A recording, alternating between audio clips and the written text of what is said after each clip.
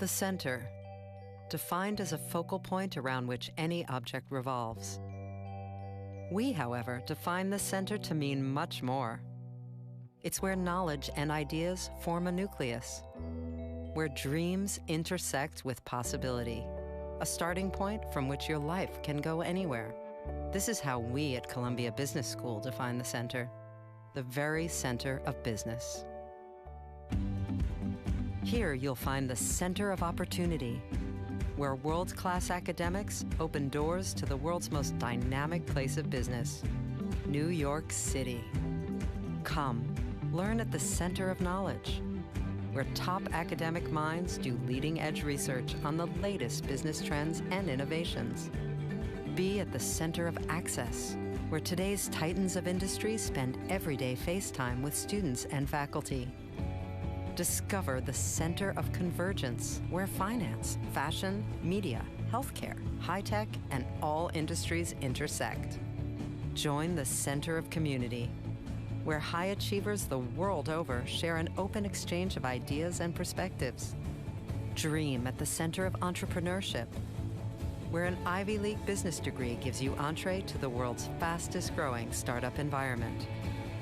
And reach the center of global impact, where a network of over 40,000 alumni are creating real change across the planet. The very center of business, where all potential converges, where chances for success revolve all around, a place you just won't find anywhere else. Come, find yourself here, at the very center of business. Columbia Business School.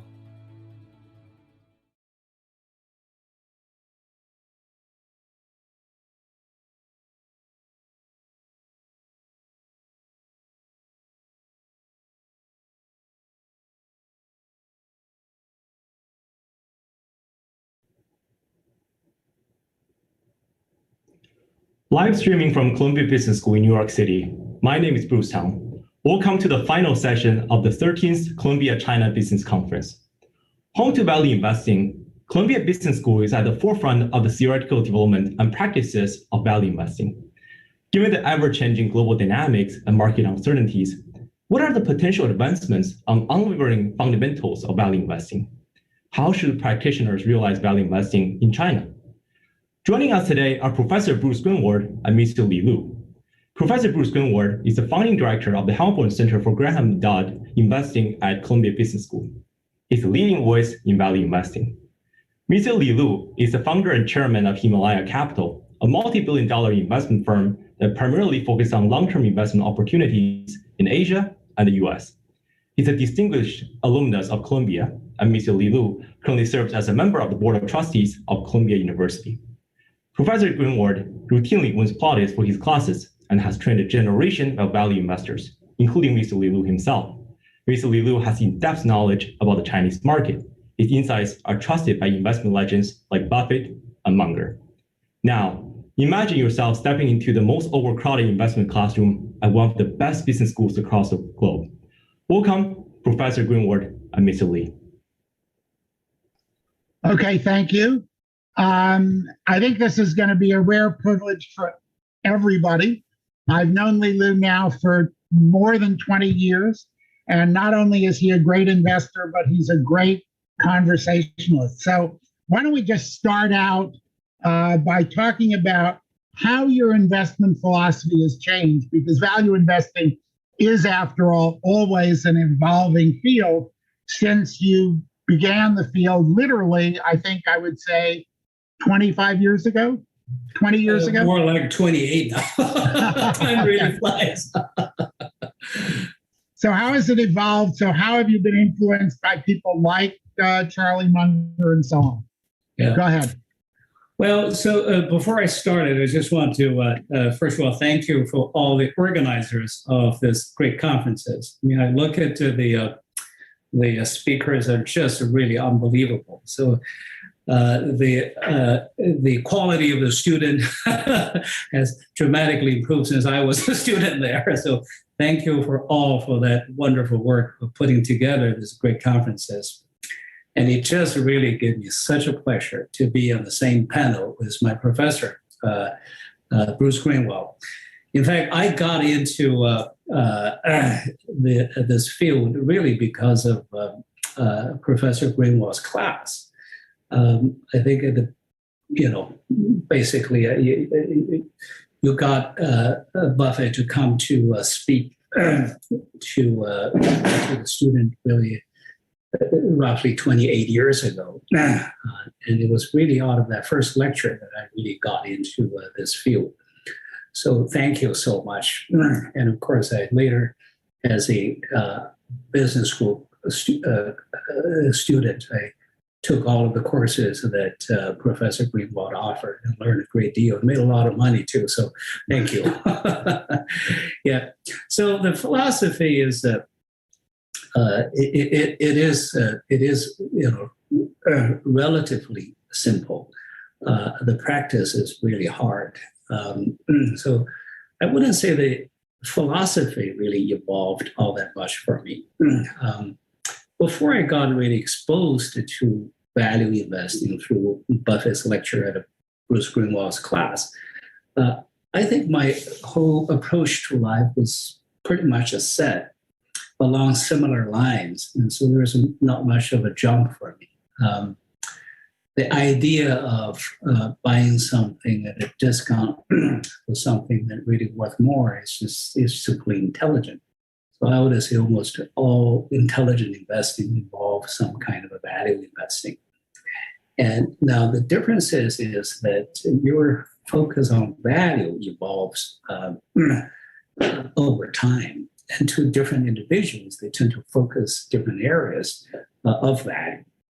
For me, when I first started as a value investor, this is now 28 years ago when I bought my first stock, I didn't really know much about business. I was born and raised in China during the Cultural Revolution. There was not much of a private business or market economy back then, so I had to learn everything anew. So at the beginning, obviously, I looked for value primarily on the balance sheet in the classic style of Benjamin Graham, looking for a cigarette butt, looking for the last puff, basically, looking for statistically cheap businesses and ignore what the business really is. And that served me well. And then over time, I evolved into understanding smaller businesses. And because I was just intensively curious about how business run.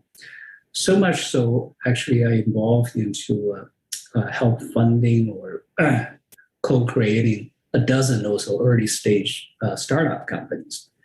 And that experience has taught me a lot about how businesses run, what constitute a good or bad or mediocre businesses. And so over time, I evolved into looking for really good businesses, small maybe, but really good businesses. And then that leads me to look for good businesses in Asia, and eventually for businesses with enduring competitive advantage with a long growth trajectory ahead of them. And so the places where we're looking for value evolves over time.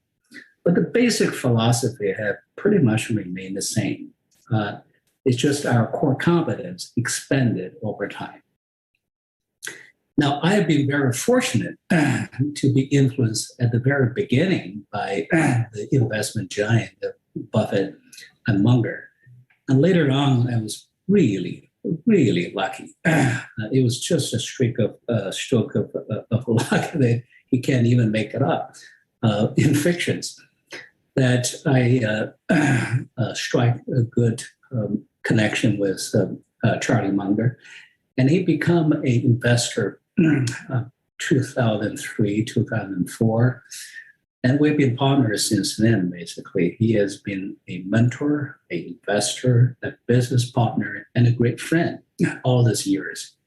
And for many, many years, we have dinner every Tuesday night. And so there's my version of a Tuesday night with Charlie every week. that lasted for years until just right around the pandemic. And we talk a lot more. So obviously I had a great deal of influence by him. But I have to say that the greatest influence from Charlie was really beyond just investment. It was more of a role model in the way he conducted himself in real life. Now, I think for every profession, for everybody, it is wonderful to have role models in life. And often we find role models among the eminent dead because it's safer. So it's pretty risky to pick a role model that's still alive. And I always have a risk of disappointing you. But in my case, I got really, really lucky in the sense that my role model never failed and instead continued to inspire me right into his 97th year, basically. And so mostly it's really basic his attitude towards life and his ability to keep equanimity, in a sense, in the face of up and downs, success or setbacks. And I witnessed quite a bit of them over the 17 years or so we've been working closely. Retain that rational composure, commonsensical approach to all problems, investment or life. That is extraordinarily hard. And it is a bit of against our natural tendencies. And I've really watched up close and personal how Charlie have conducted himself. And it is in that regard that he is probably the most influential person in my life. And I have been very, very lucky in that regard.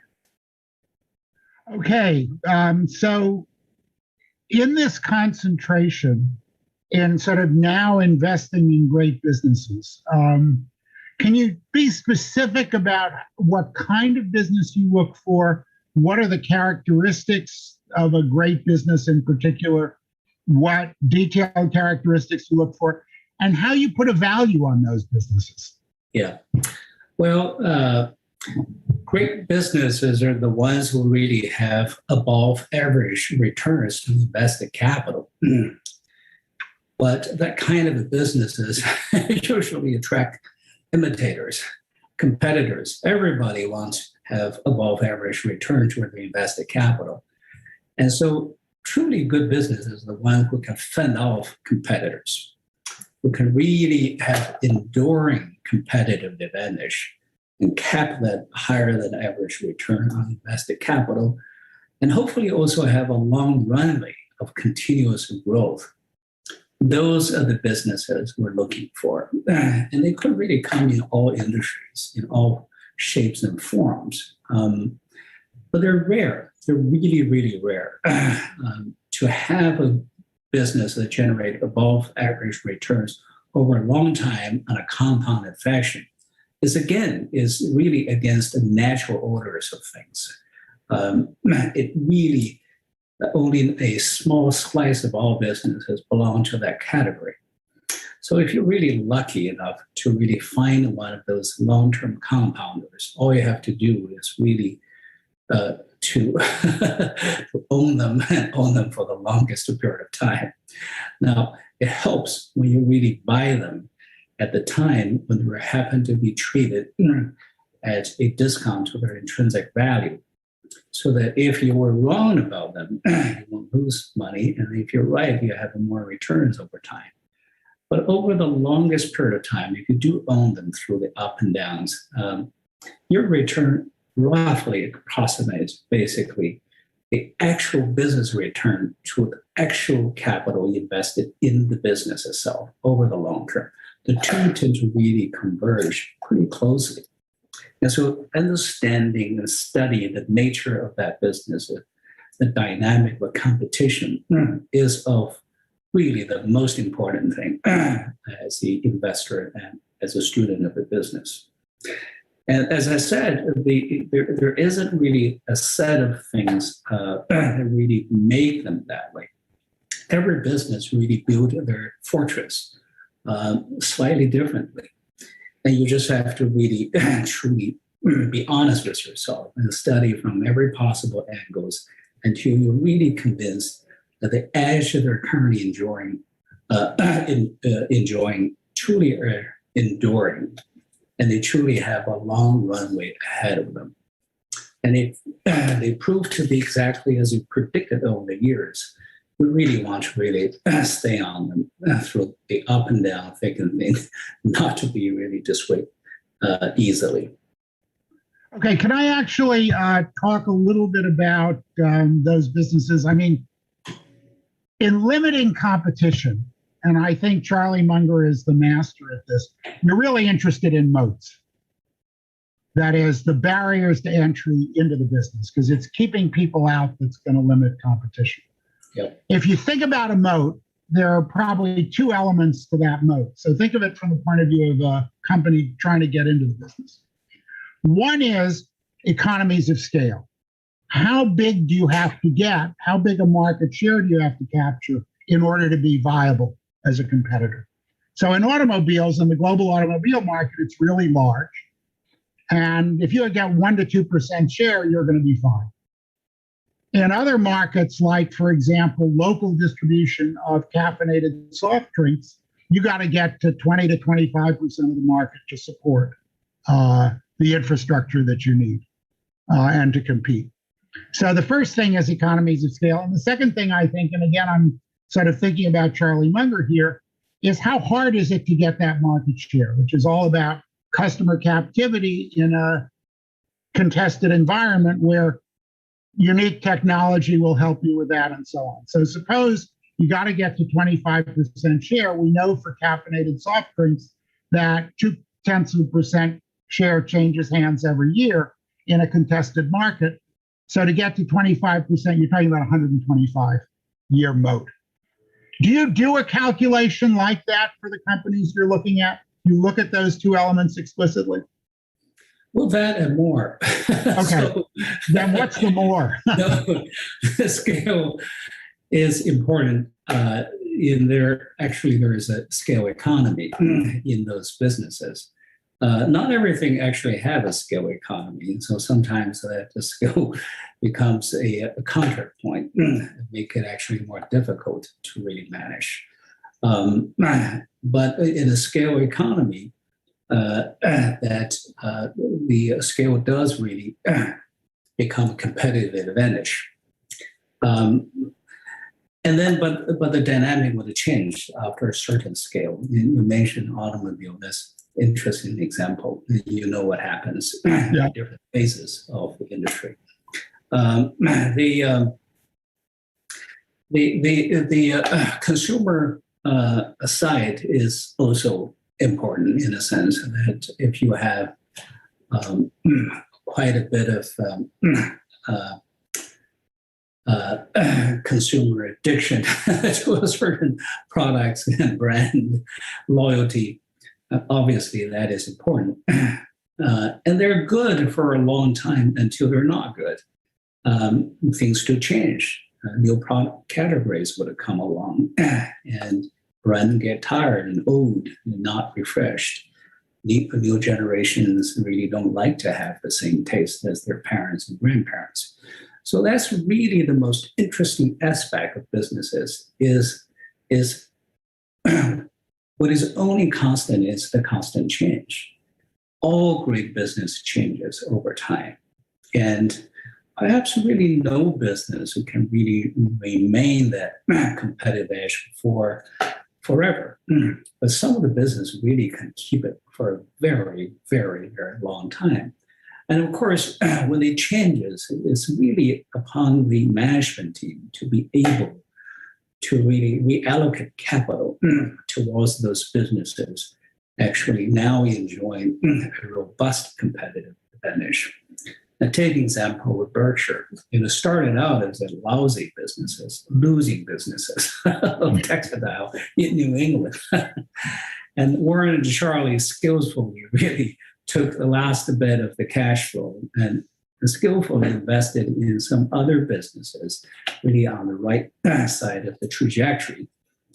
But over time, some of those businesses began to lose its competitive advantage, and then they took that capital and allocated to the ones that. So obviously, the management and capability of allocating capital also plays a very important role. And of course, that the culture of a company in the industry that's rapidly changing, so that you're always a few steps ahead of your competitors, which allows you to always surfing on the edge. That also becomes enduring competitive advantage if that culture endures. So in every specific businesses, what really make them successful are very, very different. And they change over time. And so that is the most fascinating aspect of the competitive dynamics. And also the most fascinating aspect of being an investor. Well, how do you today, as of today, Lulu, how do you do this differently, would you say, from most other investors? Are there things that you look at specifically? Are there ways that you approach companies? Now, I'll tell you the thing that when I started investing with you, and I'm honored to say that I made a lot of money doing it, that appealed to me was what you mentioned in your introduction, which is small. That small businesses or small markets are necessarily markets where you have to get a big share because one firm can dominate. And that's not something that most investors look at. So in what other ways do you do things differently from most other value investors and investors? Yeah, well, you're right. When you invested with me, or you began to invest with me, thank God you're still with me. So thank you for your continued trust and confidence.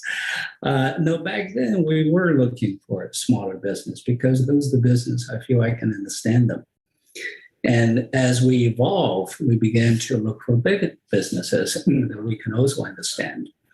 A bigger business does come with a whole set of advantages that, if they are right, in a sense, they also come in with a whole bunch of problems. And so we're not really looking just big or medium or small. Size is one consideration, but it's not the most important.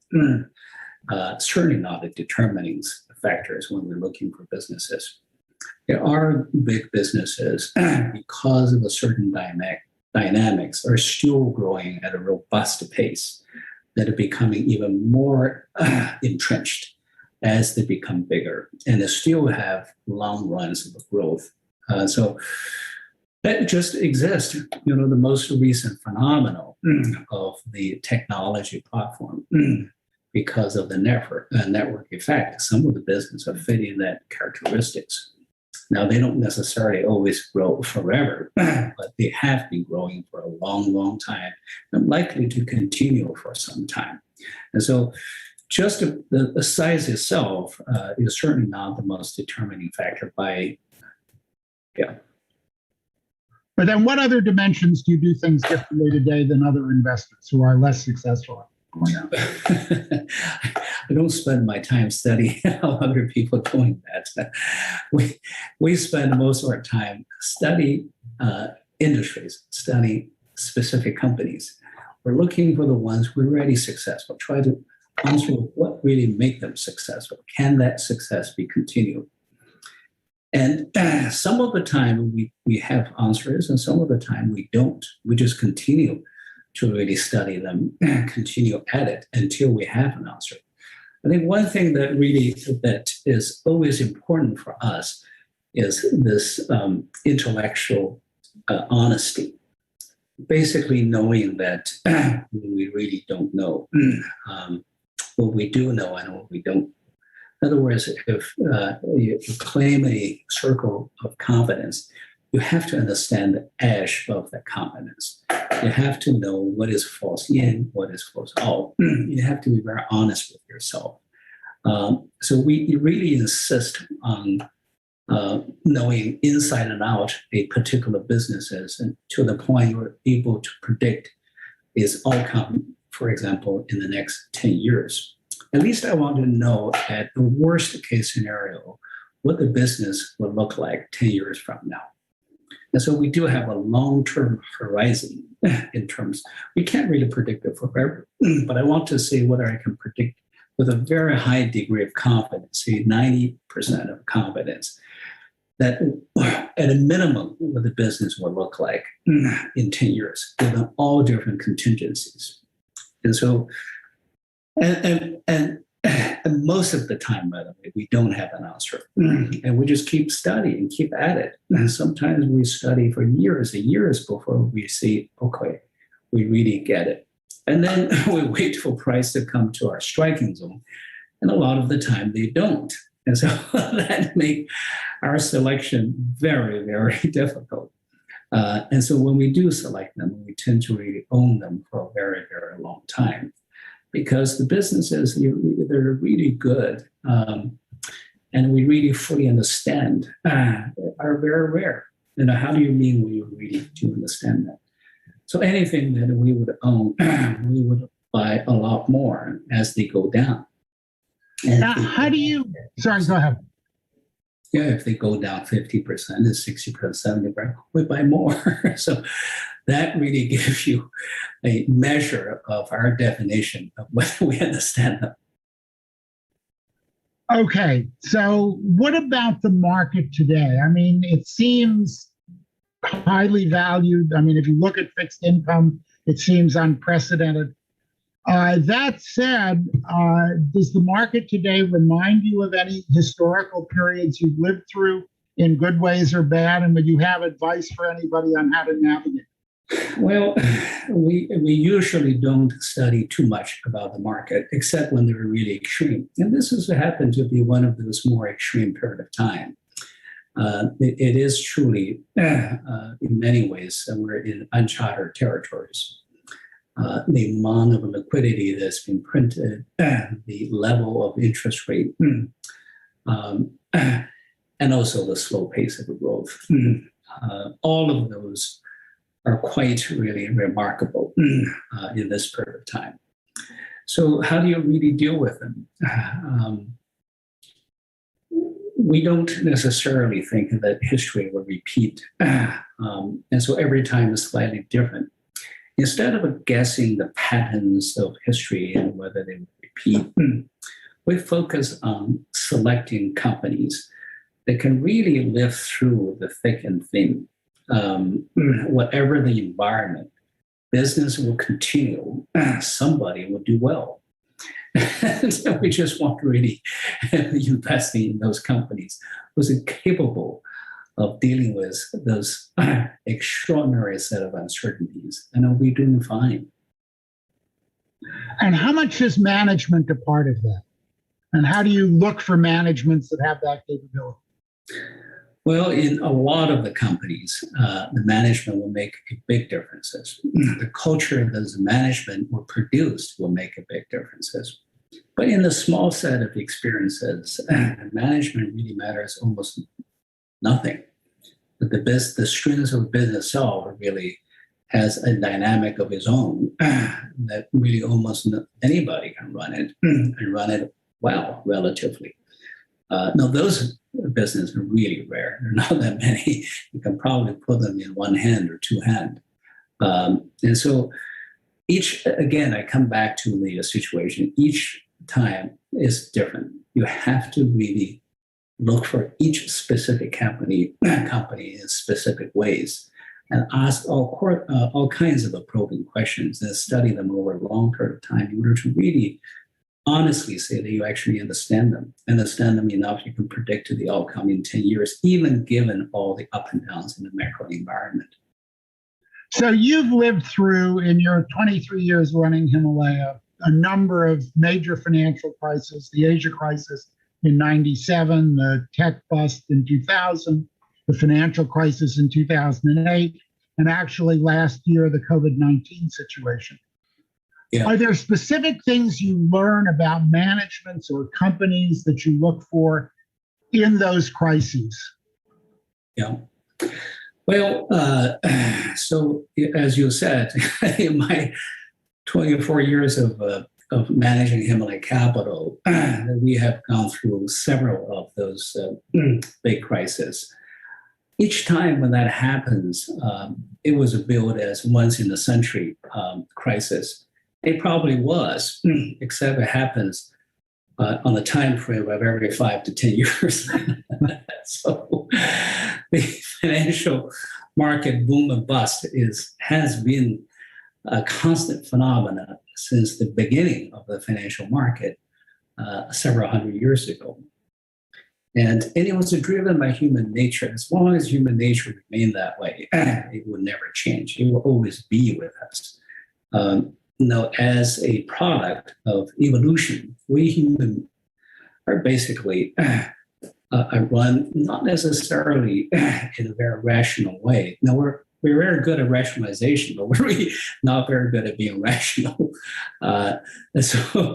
So we always are looking for, in a sense, we're governed by some set of hard-coded instincts.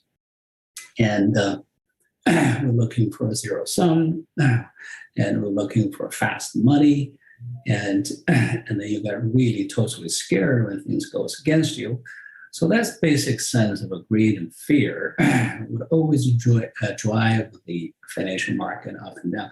Particularly when it comes to money, humans are very funny in a sense. They tend to evoke the primal part of human nature. And so particularly related to financial market, a security market, money, that human tendency of the extreme instincts become more amplified and more extreme. And that's why the financial market from the very beginning has always been characterized by boom and bust, and will remain so. Now, how do you deal with such an environment that will be constant? Well, one way to deal with that is to anticipate that always on the corner at all times. And that's basically our attitude, that financial crisis will happen all the time. People will always be driven by fear, by euphoria, by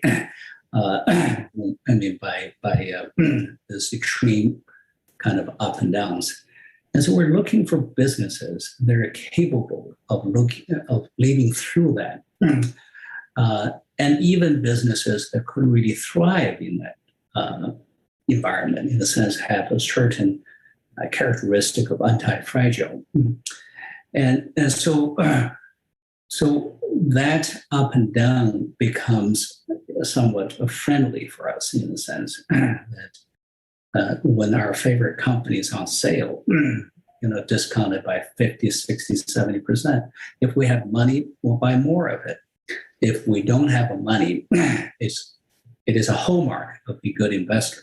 You can sit through watching your portfolio down by 50% and not being affected at all.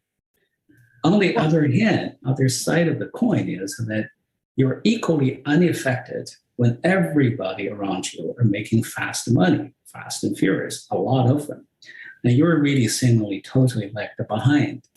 And so, and that's really part of the temperament that most people don't have. And that's why not everybody can succeed in this game of the investment. And so to succeed in this game requires certain temperament and a certain understanding of human nature. Also, a certain commonsensical approach, and knowing that an investment return eventually will mirror the actual business return by actual businesses. And we know in real life, in real businesses don't really change by day, by hour, by week, by months. It took years for them to really either go up or down. And so you should expect your investment result to come in over slowly, gradually over a long period of time.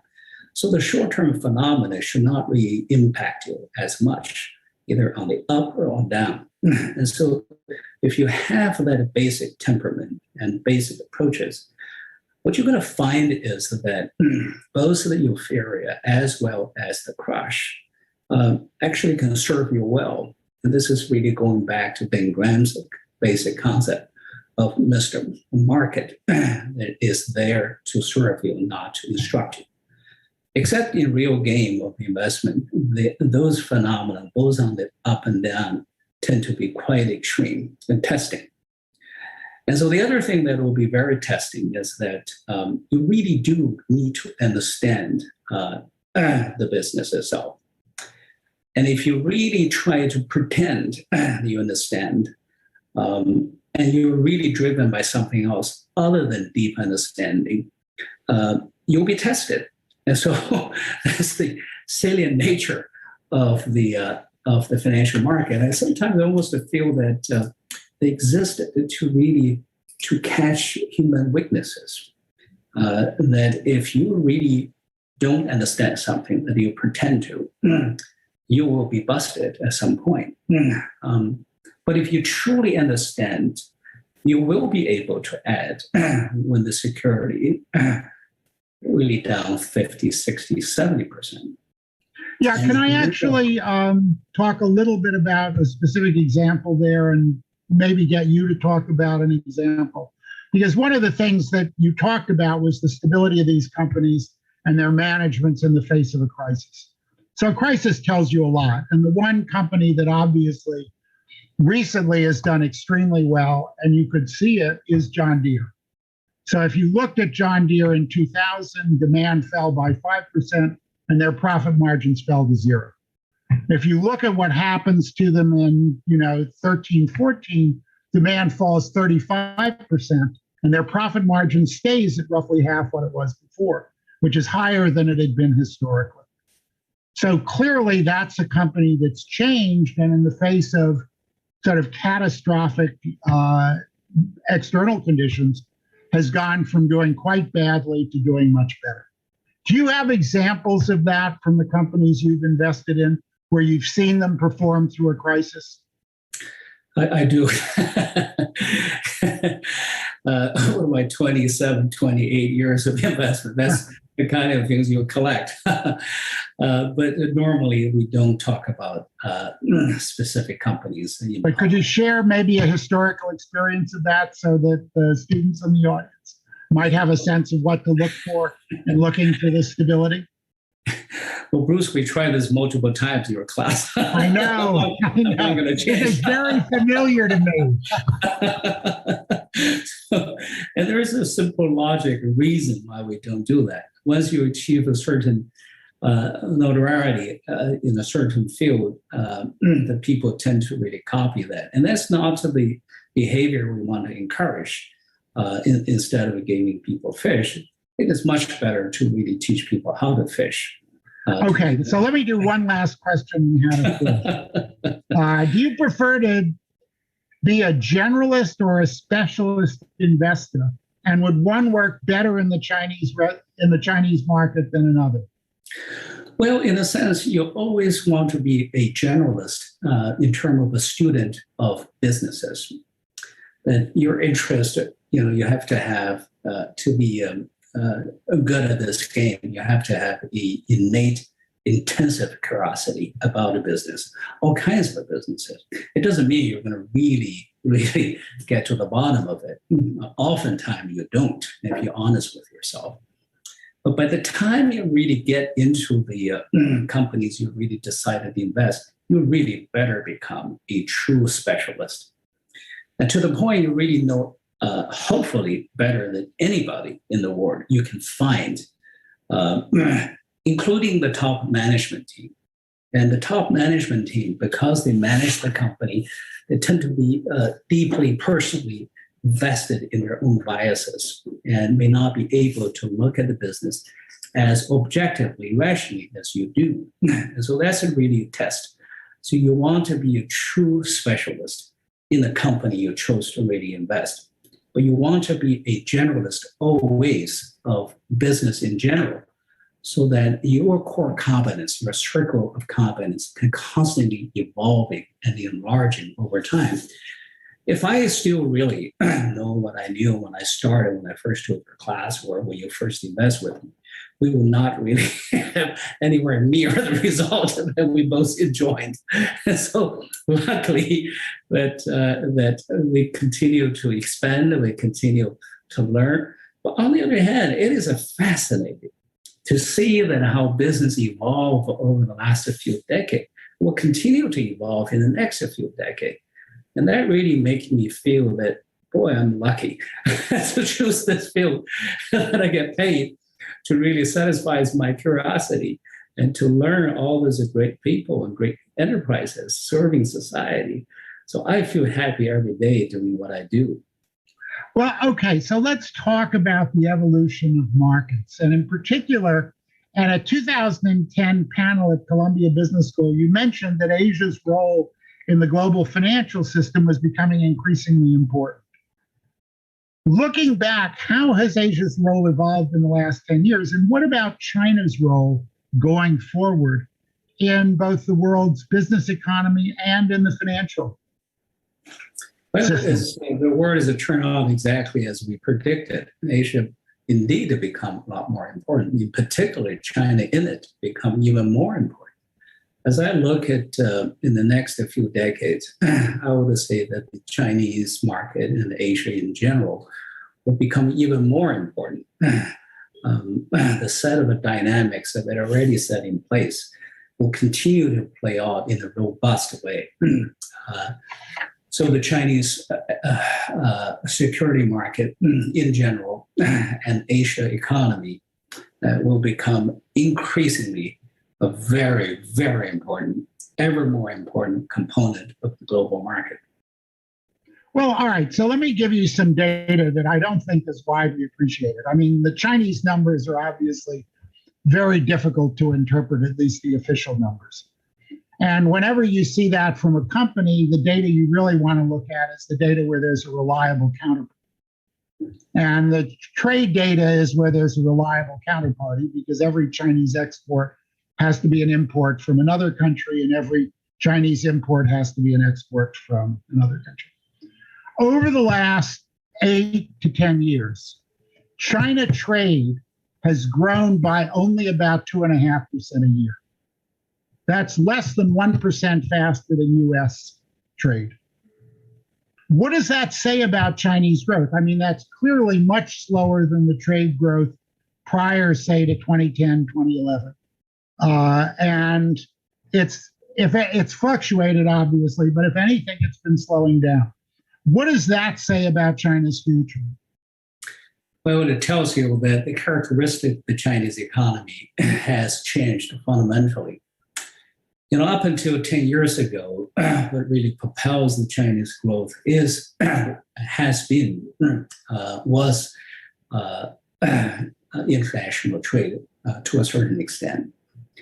And I would say back in 2010, the net trade, meaning the export-import netted out, was roughly about 9% of GDP.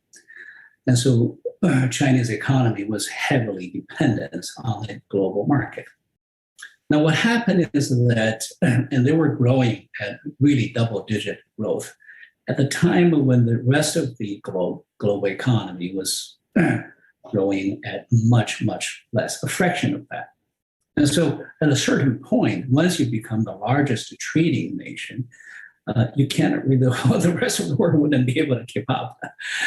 And the other thing that's happening is after the citizens become middle classes, their demand changes from basically just work, saving, into really work, saving, and consuming.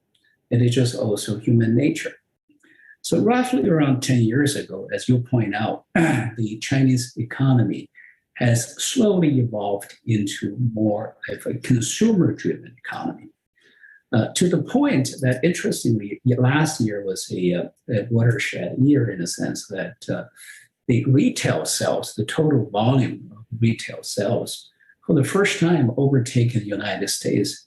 China was the largest retail market in the whole world at $6 trillion or so US dollars. The US is roughly 5.5 trillion. Now, granted that that was a special year in the sense that a global pandemic hit other countries harder than China. It's also said that China has done a better job in managing the pandemic. But basically, the trend is there. China is emerging to become the most dynamic, fastest growing consumer market in the whole world. And that is likely to continue for many, many more decades to come. And so that really makes China even more attractive to the global economy in terms of people who want to sell to the consumers, to the middle class in China. And the characteristic of the economy will change and would also really provide unique and interesting opportunities for global investors. Let me just talk a little bit about that. I mean, the thing about retail sales is that it's selling goods. The thing about the developed economies is that they're overwhelmingly service economies. They're not goods economies. And on that dimension, it doesn't look like China's doing particularly well. And as I say, the export data, you could understand that would slow down. But the fact that the import data has slowed down just as much or more tells you something about the nature of domestic growth in China. What about the challenges in the service sector in China? Well, you're certainly right that at the current stage, the service sector has yet to become as powerful and dominant as most of the matured, developed economies in the West. And that's really lies a new set of opportunities for the decades ahead of them. And that's, by the way, not that much different than all the other developed economies at a comparable stage of a development, say at a $10,000, $11,000 per capita GDP, which is where China is today. But if you look at the underlying dynamics of the various different businesses, different performance, both consumptions, retails, and the service are basically the ones that are growing the fastest. And overall trade internationally is still growing at a robust rate, but not nearly as much as the domestic side of the economy. And so that's why their share of the GDP has gradually begun to shrink. So domestic consumption becomes far more important, both goods and the services, as you point out. And so that just tells you that a different stage of the economy where it is today. So where do you see the unique challenges and opportunities instead of finding value investment opportunities in China? Well, China remains, I think, one of the best market if you're a value investor. In a sense, the market is still somewhat underdeveloped. The market today is not as representative as the real economy the way, for example, United States is. And so there's a lot of development in that regard. And the trading and the investors are still not as mature, and there's still a mentality of fast trading, high turnovers, which actually renders some of the companies, again, going through a faster pace of this boom and bust. Again, that usually provides opportunities for those mature, patient investors who truly know what they're doing. And also, as you said, the service sector of economy, when it comes to financial services, is still yet to be developed. And China was really right at this stage when the financial service industry actually is about to take off in a big way for many reasons. And it just so happens also the Chinese government is quite keen in making macroeconomic policies quite conducive for the development of the financial service industry. And they began to open up to the global firms as well in a way they've never done that before. And so all those confluence of factors really make the market that much more attractive today than it was before. Yeah, can I say something about that? Financial services is probably the fifth or sixth largest service sector. The biggest is housing by far. The second biggest is medical care. The third biggest is education. And the fourth and fifth biggest are like wholesale and retail distribution, and then personal services, and then financial services, although in the US it's a little higher than that. What about those sectors in China? That sector is also growing. Right, but do you see opportunities in? Absolutely, we do. Housing? We see an opportunity. Shelter support? Basically. virtually every industry are going through a robust growing stage, some more than the others. And even if industries are not growing as fast, you can still find interesting companies, values. And I don't have to, you're the guru for this field. And so different people tend to focus different aspects of the industries and different aspects of the growth profile. Some looking value at high growth companies, some looking values at moderate growth companies, some look value in places that doesn't grow at all. In fact, they're probably declining, and therefore they find even bigger markets. So if you are a true good investor in a sense, you can find value everywhere. But you're probably more capable of finding values in a dynamically growing economy such as China. They're still growing at multiple times of the mature economy in the West. And there's still enormous amount of inefficiency in its security market. So that combination of those two really make it enticing. On top of that one, a whole series of government reform will make those inefficiencies gradually be more efficient. And so that transition offers even more interesting opportunities. So this is a good time for global investors, and certainly for U.S. investors as well. Okay, in those terms, that as Chinese financial markets are developing, do you have certain reforms or other things you'd be interested in seeing implemented? Do you sort of have a top development that you'd like to see happen in the China financial markets or even in the China economy? Well, in a sense, it's already happening. And that's what I mean by the Chinese government and regulator has been very keen in developing the security market. For years and years, the Chinese security market is not very representative of China's economy, partially because it really, the IPO rules are based on what they call approval model. You have to go through lenses of approval, layers of approval process in order to be listed. And so the ones who listed are the ones who really approved by government for whatever reason, sometimes often not really market driven. Compared with other markets such as the United States, that it is based on the registration based. And so as a market driven, as a result of the financial market, the security market here are quite representative of the true economy.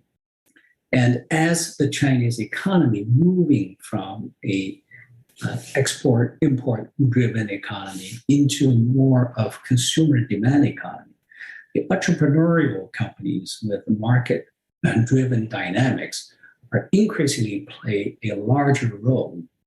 And therefore, this financial market have to reflect the changing dynamics. And the Chinese government is determined to reform its IPO process from one of approval process model into one that is much like the United States of registration-based model. And so we are probably still early in that process. But as that process began to play out, we will see the financial market become more reflective of the real economy. And the other big changes that is happening is that most of the financing are done through the banking sectors up to the point 80+%.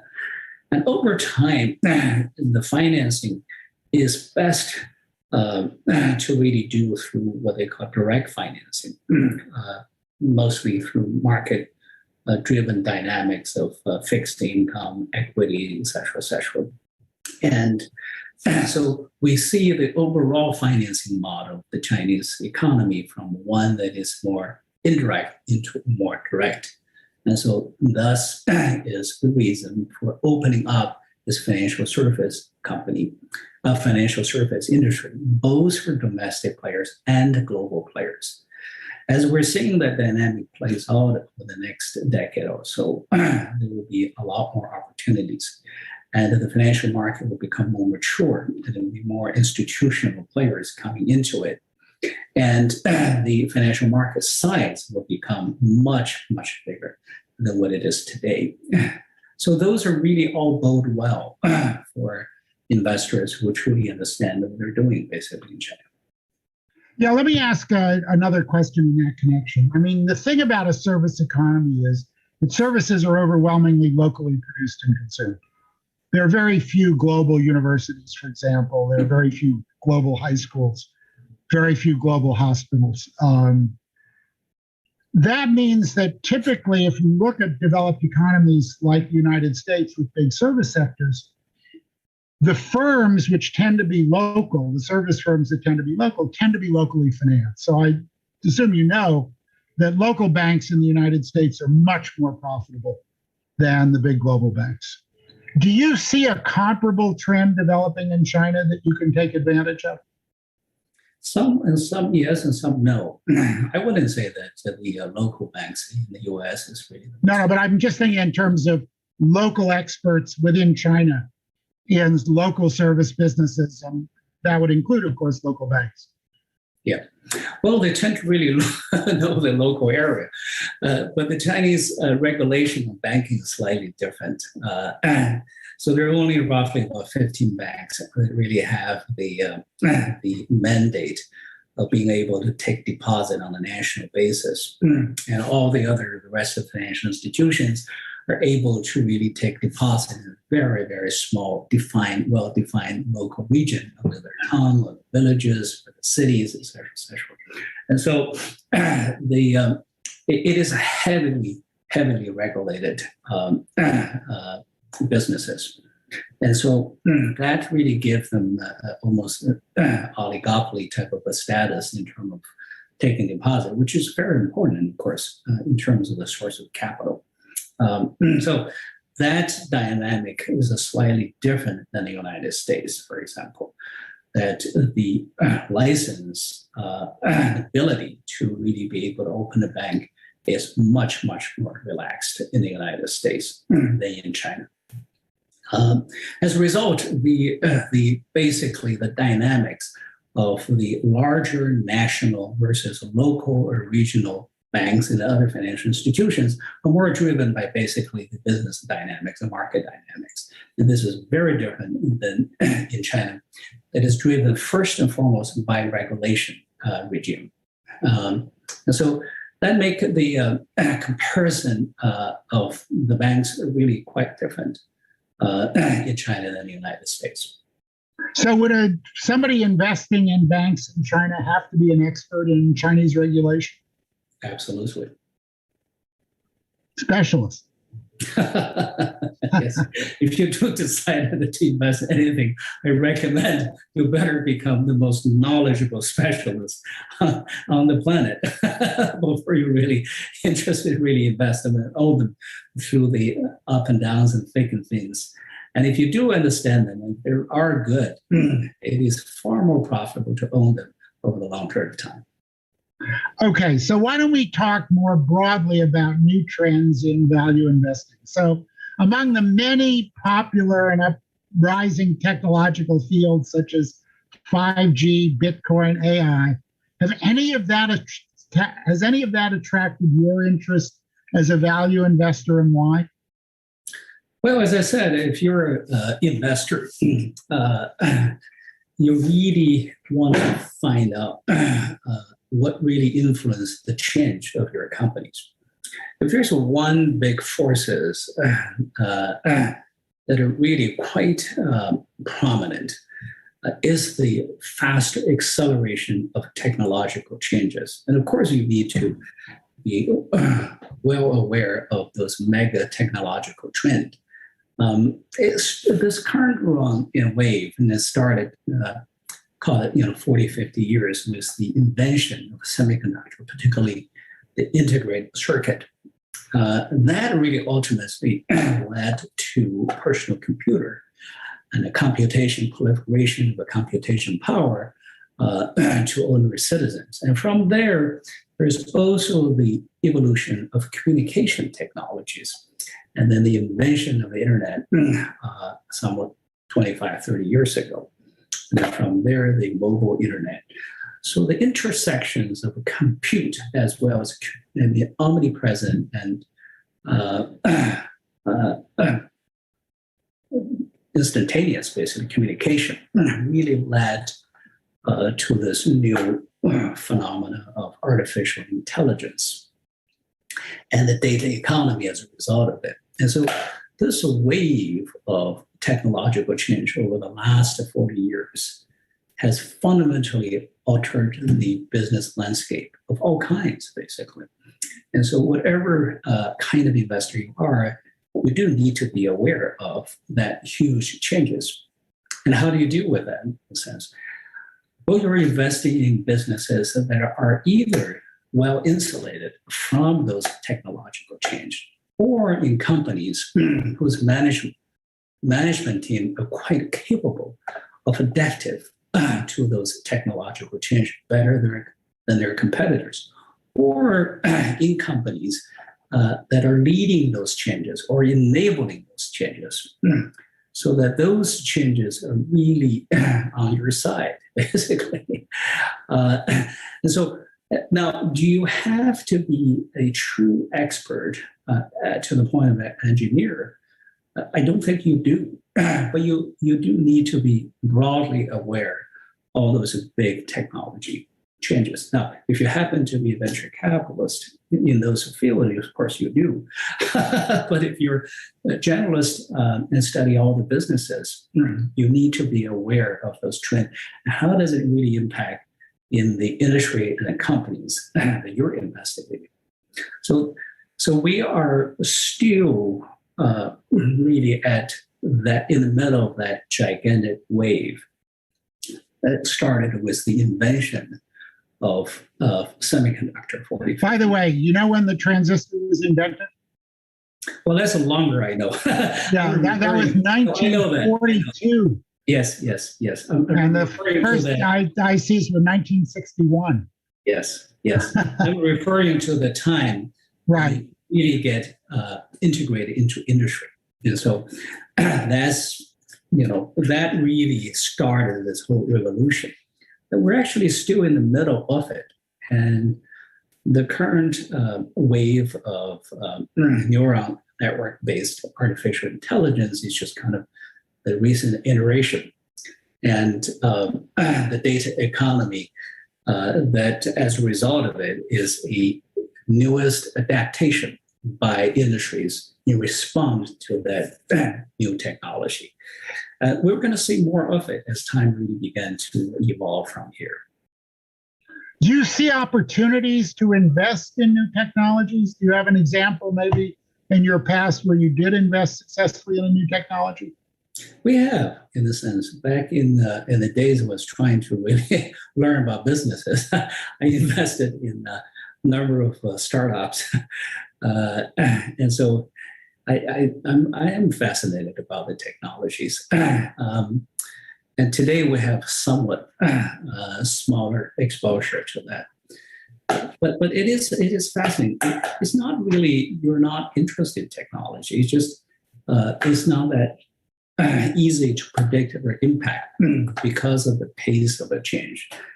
It does require different aptitude, different domain expertise, etc. Other thing is we just have other set of easier opportunities. We just happen to be lucky. Yeah. Well, all right. So let's talk about a specific example. A lot of smart people believe that renewable energy is the next big revolution, and you've done a lot of work on battery technology and BYD. So is that something that you think about beyond batteries? What's your outlook for the electrical vehicle industry, say in the next 5 years, or is it overheated now? Where is Tesla going? Okay. So the car industry is simultaneously kind of being impacted by 4 or 5 big mega trends: the electrification, the ride sharing, the autonomous driving, and the intelligent design. All of those really going into the industry simultaneously. And so that really had attracted more entrants. and that really heated the competition. Also against the broad background of climate change, carbon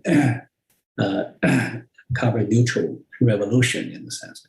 So as a result, the industry that really have lasted for 100 years is really being turned upside down. On the other side, it is the gigantic industry. So other than housing, that's probably one of the biggest industry. So the price is also big in the end. In the process, though, the competition is going to become very, very intense. Still, it does still have that characteristic of being a scale economy, as we talked about at the beginning of our dialogue. So the survivors or the winners do need to have a certain scale in order to really to win in the end. And so it is still early to predict who will be the ultimate winner. But it is not early at all to predict those mega trends are here to stay. So 5 years, there will be far more electric cars sold. We have seen the European countries began to declare a deadline to stop basically gasoline-powered cars. China is following that up, I think, in due course. And we were going to see those megatrends here to stay. And 5 years from now, that trend will become even more prominent than what it is today. But it is very difficult to predict the ultimate winner, and it continues to attract new entrants at this point.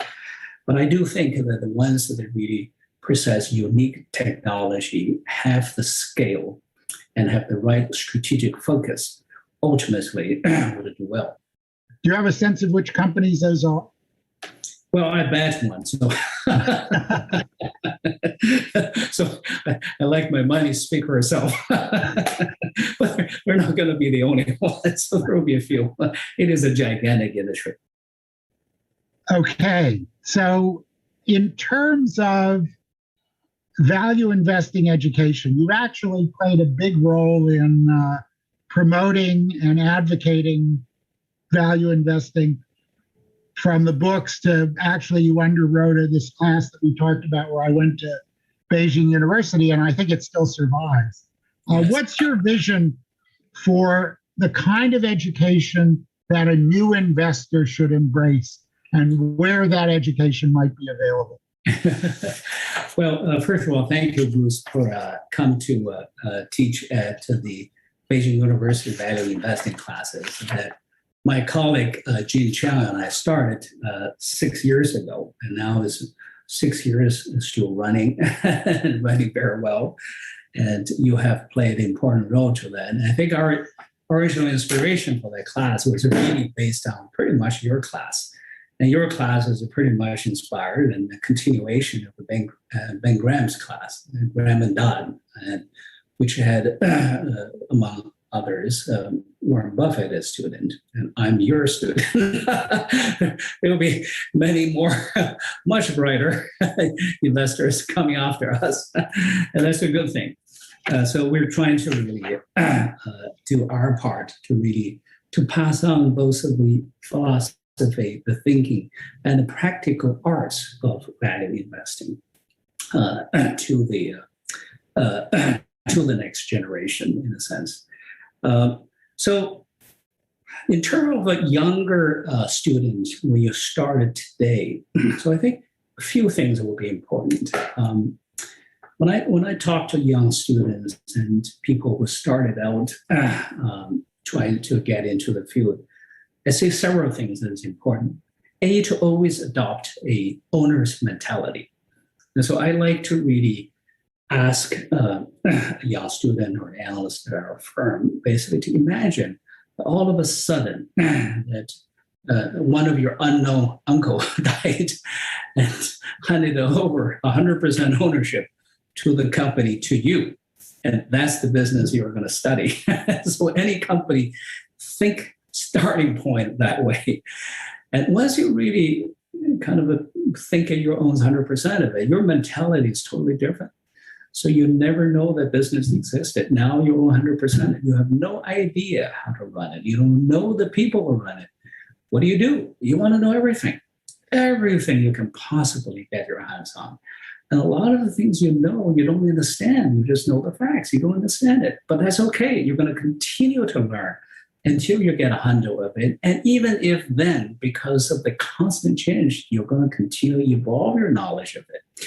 Now, if you adopt that mentality, study any businesses, you have really started the process of becoming real value investor. So that's the first thing. The second thing is you really want to maintain intellectual honesty. And that is very, very, very important.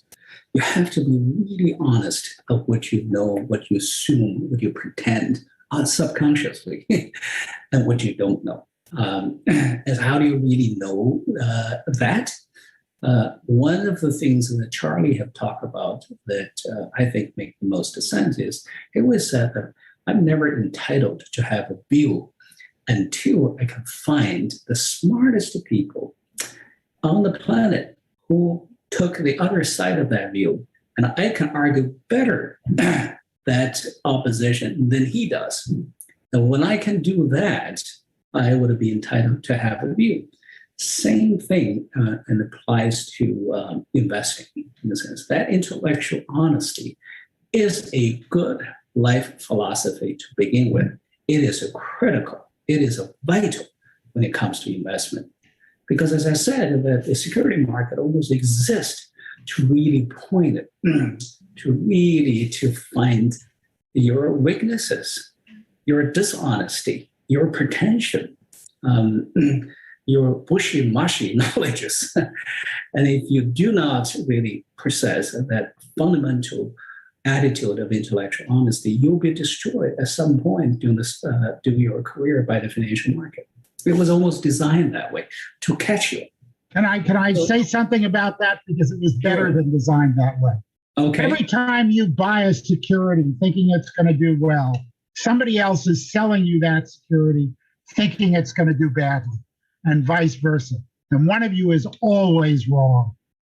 So you better be sure that you're the one that's on the right side of that transaction. Well, there is some zero-sum aspect, but not always. Oh, no, it's 100% zero-sum. The average return to all investors in any asset class, and therefore in all asset classes, is the average return to all those assets. Hey, Bruce, I would just take a slightly different view, but I'm never going to argue against my professors. I'm just going to say. Let's just agree with disagree on that point. That's okay. That's fair. Okay, keep going. But it's a fair point. It is a fair point. And the third thing I would say is that you want to really devote as much time as possible to a study of the history of the businesses and the history of great businessmen in the past. The more you study more companies, the better you are when it comes to judgment on good opportunities and the judgment about the fundamental characteristic of the company you're interested in. And so I say all three things are important. To start with the 100% owner mentality, to continue to train yourself to have a high degree of intellectual honesty. And lastly, to be a thorough student of the history of the businesses. All three things are really going to be very helpful if you are beginning to get into the field of investment, or you want to really improve your game. So that's my advice to the younger student. Good advice. I'm not going to argue with that. Yeah. When you look back over your own career, are there things that, whether at Columbia Business School or in your career since then, you would have done differently that would have helped you get to where you are today sort of more quickly and more easily? Yeah. Well, I look back, I feel I'm extraordinarily lucky, and I feel nothing but gratitude. I feel lucky to accidentally step into Buffett's lecture at your class, basically. At the first time he came, I feel extraordinarily lucky that I got into the business and the striker relationship with Charlie Munger. I feel extraordinarily fortunate to live in a period of time when both United States and China are going through fundamental economic growth and provide enormous amount of opportunity that I happen to really know both markets well. And so I looking back at my career with nothing regret. I feel nothing but really gratitude. But in terms of on the transition from U.S. to China, so I think a lot of people, such as myself included, went through a period of time to really try to understand the nature of the Chinese economy and the nature of the Chinese market, the nature of the Chinese company, investment in Chinese companies. So one of the key learnings that I have, and it is not that obvious, is the role that the Chinese government played in that whole equation. If you have been a successful investor in the United States, for example, or in the developed market, you tend to come with a set of assumptions about the role of the government and the role of the market participants. And when you really look into the Chinese market, that assumptions, you will see a lot of challenges. And so you might really, from time to time, arrive to views that are inconsistent with your own experiences, partially because historically the Chinese government and the US government, the Western government, perform a very different roles. And that's one of the key aspects of really investing in China. It really requires much deeper understanding and also systematic comparison to get rid of those biases.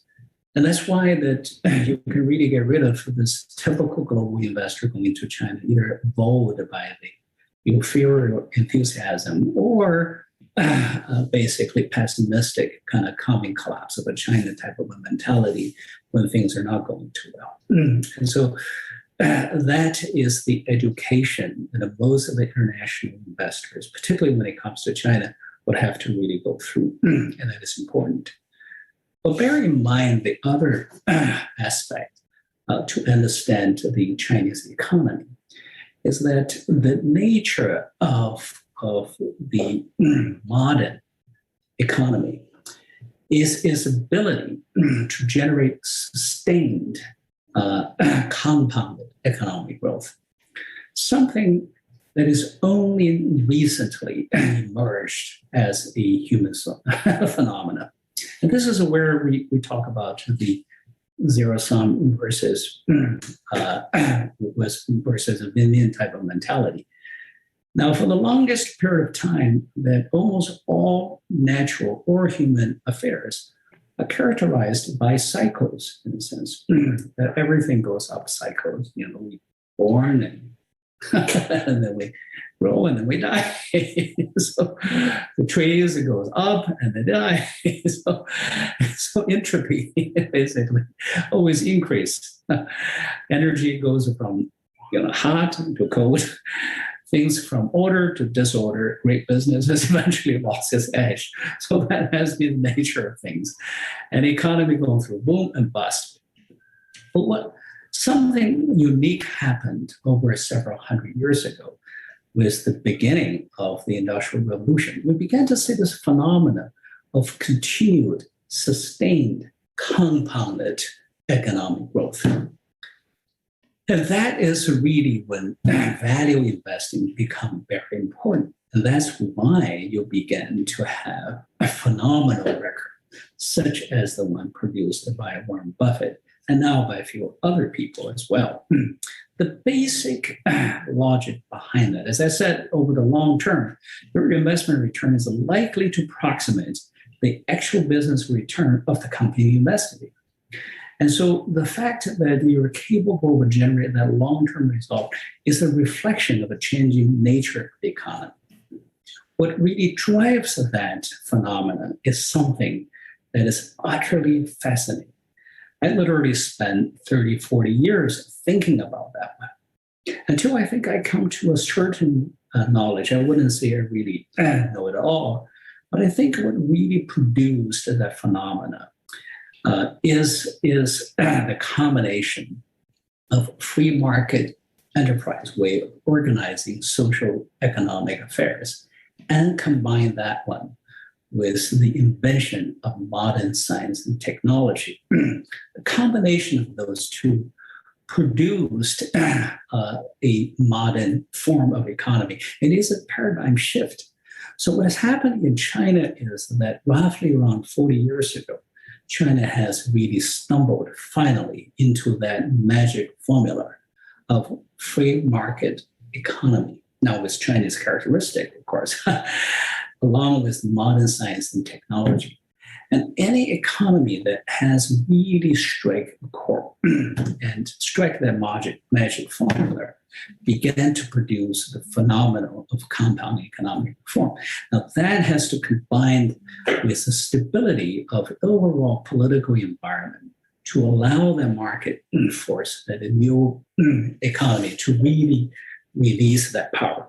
And that is when sustained sustained investment record can be possible in China. It's not always there. It's not always possible. And often it was a zero sum. But I think from that period on, that a sustained win-win type of a compounded investment return becomes possible. And to notice that I didn't really include the political component of it. And most of the Western observers believe that political democracy has to be part of the equation, except they forgot that political democracy wasn't there when that phenomenon began to take place in the West. In fact, the political democracy happened later, almost as a result, but not because of it. Anyway, so that is another layer of understanding the phenomena of investment opportunities in China that could be interesting. Okay, so what about, let's just talk briefly in these last 8 or so minutes about your personal interests. So you've devoted efforts to improving equality and welfare of Asian Americans. And given the recent elevated attention on this community, what are you doing and planning to do or think ought to be done for that community? Well, I was really, like many people from the Asian American community, an American that was just utterly dismayed, heartbroken over the last year and a half, particularly since the later years of the Trump administration. It got worsened because of the pandemic, this new wave of anti-Asian hate crimes. And by all statistics, that incidence of racial discrimination against Asian Americans has dramatically increased over the last year and a half. And for a variety of different reasons, the pandemics, the Trump policies, the US-China tension, and the systematic historical root. Suffice to say that many people in the Asian American community are living in fears, literally physical fears today, after being here for so many years and being such an important part of American experiment. And, particularly to the Chinese American community, after 150 years, it feels like the Chinese Exclusion Act is coming back again. And so I've been thinking long and hard, what can we do to change the paradigm? Now, I had different experiences when I came to America. I had a wonderful, wonderful experiences. America embraced me with open, warm heart. And I have gotten an enormous amount of opportunities by Columbia University, by all the great people that I met along the ways, and by the opportunity I was given to be successful way beyond my wildest dreams when I first came here. As an immigrant, not a penny, nobody, doesn't even speak the language, to be where I am today.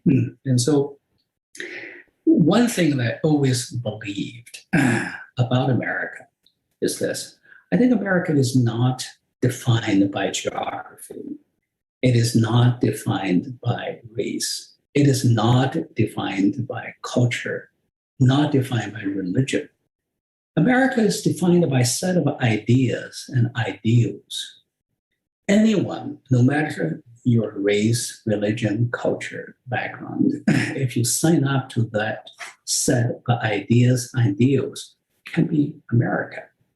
And I was one of those who believe in those ideas and ideals and have become successful in America.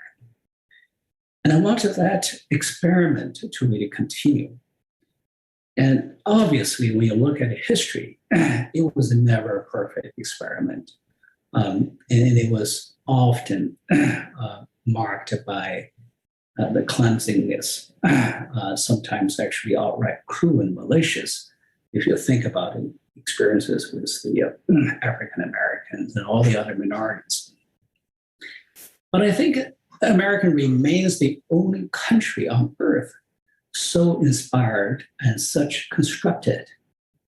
And for that experiment to continue, it calls constantly to our better angels inside each one of us and to really restrict the worst instincts of all of us.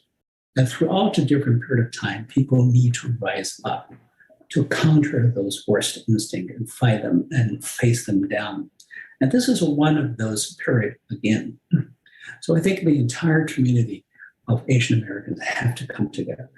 The entire American community need to really come together to really fight this wave of anti-Asian discrimination. So along with a number of wonderful colleagues, we are co-founding a new national organization whose mission is to serve Asian Americans in their pursuit of belonging and prosperity, free from discrimination, slander, or violence. And one of the things that our community needs is enormous amount of funding. The statistics tell us that only 0.2% of all philanthropy in America goes to Asian American causes. And we want to fundamentally change that. And hopefully with this new organization, new group of people, we really want to fundamentally change that picture. And the other thing is that with the global economy, the center of the global economy shifting from the Atlantic Ocean to the Pacific Ocean, Asian American 20 million strong are going to play an increasingly important role to position America as the new Pacific economic power. And that group of people, more than other ones, if fully integrated as the very fabric of American society, could help lead America to better integrate it with the rising economic tides in Asia. So, okay, Lilu, that's terrific. It's a great note to end on. Unfortunately, we have 2 minutes left. Thank you very much for this really encyclopedic and enlightening talk. I think I have to turn it back over, however, to the MC for the last 2 minutes, right? Okay. Because they're on the screen. Thank you very much. Well, thank you. It's always a pleasure, Lilu. Thank you for really having that class, 28 years ago. Without that class, I wouldn't know what I'm doing today. So thank you. Okay. Go ahead. Hello, Vivian. I think I'm turning that back to you. Vivian, can you hear us? Thank you, Professor Bruce Greenwald and Mr. Li Lu, for this valuable conversation. This marks the end of this year's Columbia-China Business Conference. In these 4 days of discussion, we have taken a journey across various dimensions of China's amazing development and exciting future. In an age of change and opportunities, our speakers have given us a fascinating glimpse of what's to come. On behalf of Columbia Business School, our conference team wants to express sincere appreciation to all the guest speakers, sponsors, media partners, and faculties of Columbia Business School. This year's conference is generously sponsored by Bank of China, Haitong International Securities, Tiger Brokers, Johnson & Johnson, and Haitong Global. We appreciate the support from our media partners, including Yahoo Finance, Sina Finance, 财经 Magazine, Barron's, 巨浪视线, 界面, 一财, 36氪, Tencent Video, SubChina, and many more. So lastly, thank you, audience around the world, for your time and participation. Live from Columbia Business School in New York City. Good morning and good night, and see you next year. We finished exactly on time.